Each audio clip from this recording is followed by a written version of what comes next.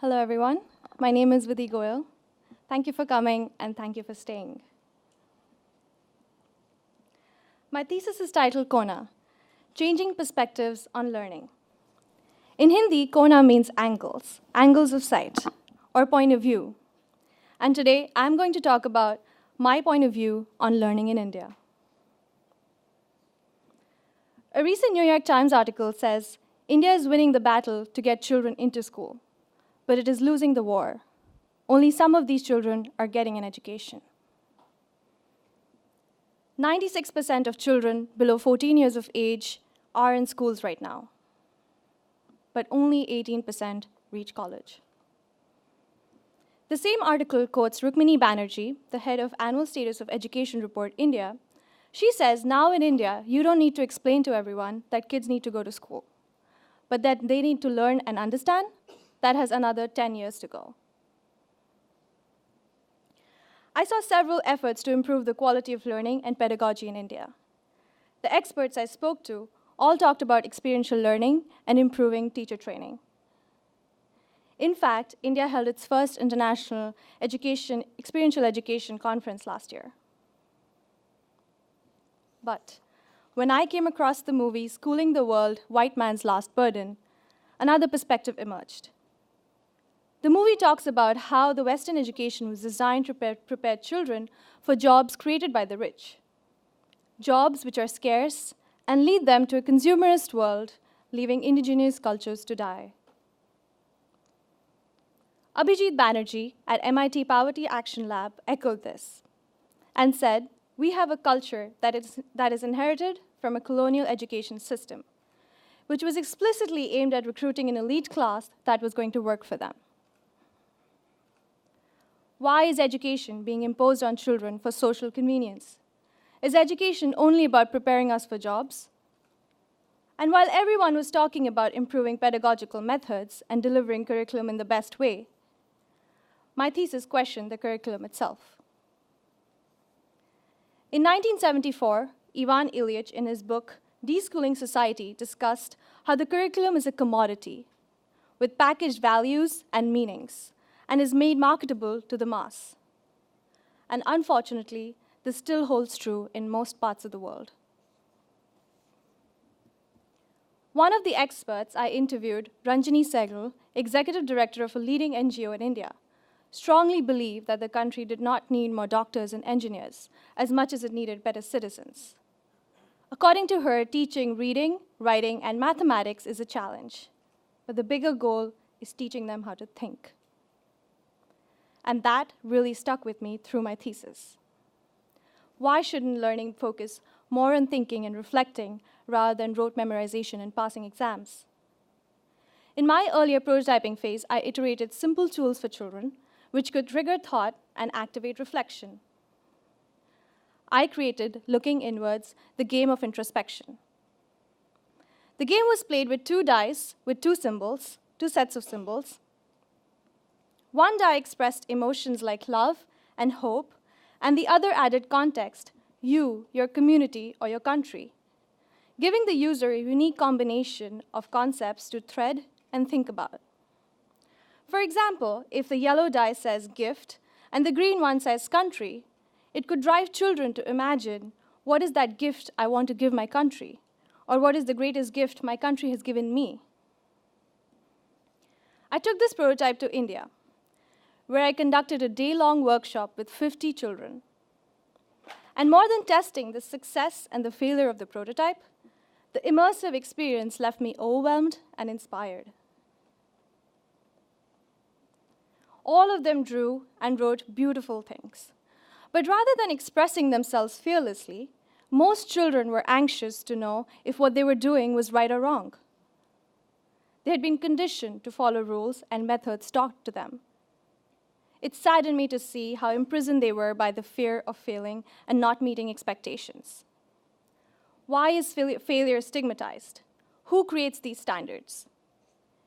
Ivan Ilyich, in his book Deschooling Society, writes that it is necessary for a child to encounter failure and for there to be breakdown of order to cultivate creativity. I explored this further by imagining a future where there is seamless delivery of the curriculum and students don't fail anymore. And this future world wants to bring back the lost virtue of failing. With this hypothesis, I created objects that are failures in their own right by being contradictory or seemingly pointless. For example, think of a dictionary, which does not have meanings, but prompts you to write your own. Or a Post-it, which doesn't let you write solutions, but makes you find some. Or a round die that rolls and rolls and is ambiguous when it stops. The products essentially blurred the lines between the functional and the dysfunctional, removing any distinction of right and wrong. This became a provocation tool for children as a book, with images and questions like, why can't it mean? Why is it not? Or why can I not? Well, speaking of failure, I had a few of my own during my thesis, and yes, it indeed led me to better paths. I created an event at Madison Square Park in March. It was an experiment to see if children could imagine their future aspirations beyond the boxes of career choices we have created for them. And if I could help them expand their aspirations to pursuits like being an explorer, inventor, healer, and so on. Children could choose a sticker from a spirit animal, favorite activity, and super tools, and put it on themselves. They would set out on an imaginary mission of an explorer, inventor, a wizard, etc. And while all of them were excited to express themselves in their new avatars and put on stickers in their favorite colors, they froze when asked to imagine what a mission of an inventor or healer could be. Through this exercise, I not only realized the complexity with balancing structure and openness, but also conversation as being critical to any instructional design. It was a very valuable lesson. I had designed the experience for children since the foundation of education starts at a young age, but I knew that I needed to create interventions at the age group struggling the most, teenagers.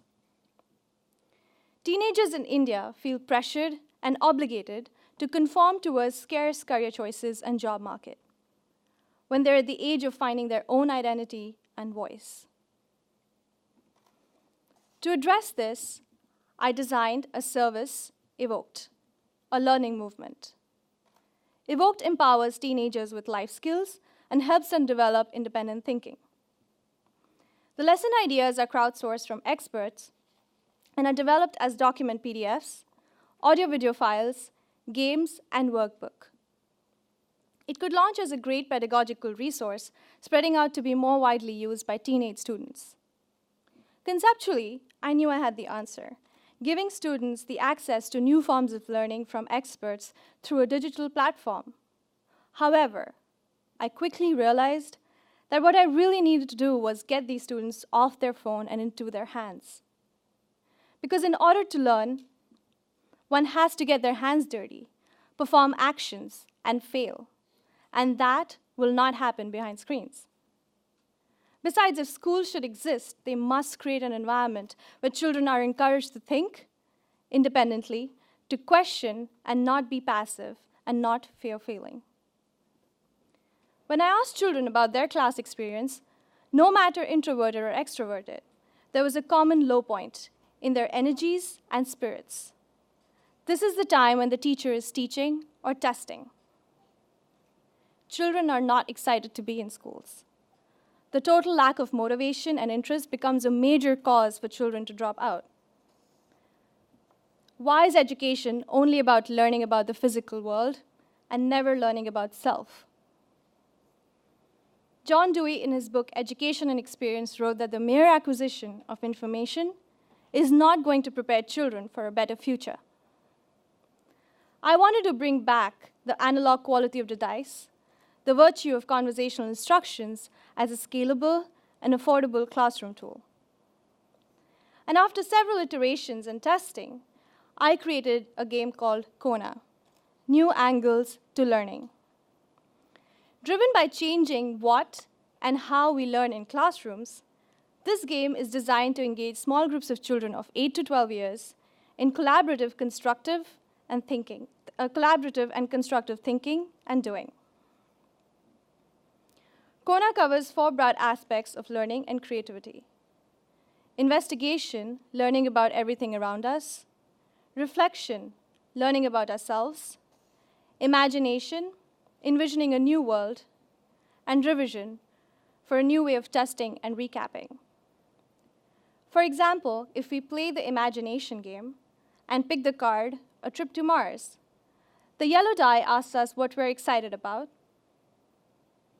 and the green die incites us to think about our failures and apprehensions. After discussion with friends, we throw the blue die, which, for example, asks us to create a story and act it out. The game has an affinity card for each student to motivate them to play more. I envisioned partnering with All India Radio, which could hold instructional sessions every Friday morning to have dedicated time to the game and help train teachers. I had a teacher in Bronx have her students try the game. These are some photos she took. In her words, the game fostered really authentic conversation between them. It was really nice hearing them expressing the extent of their knowledge about the topic and building on each other's ideas. She also said that it became more engaging when the group size was only 6 kids, and they all took turns playing with their body language, very engaged in the activity. These are examples of what they made: a treasure hunting machine and a story explaining the consequence of leaving garbage out in the Star Wars. Prasid Sriprakash, who runs MindSpark, the computer center for kids, where I conducted my previous workshop, also reviewed the game. According to him, it is very valuable that this game touched on aspects and topics that teachers don't usually think about. The game can be translated across different languages and can be easily made with available materials. It is an appropriate design solution with potential for worldwide use and scalability. It eventually gives children permission to express, reflect, and not think about right and wrong. It is a game changer. Education is a foundation of a generation and needs to go beyond schooling. We need to give children the tools to question, ignite curiosity, and believe that they can make a difference. And through this thesis, I looked at parents, teachers, teenagers, kids, high-tech and low-tech, but ended up with a set of dice, but which received incredible attention and appreciation. A humble set of dice is sometimes all it takes. Such is the power of design. Thank you.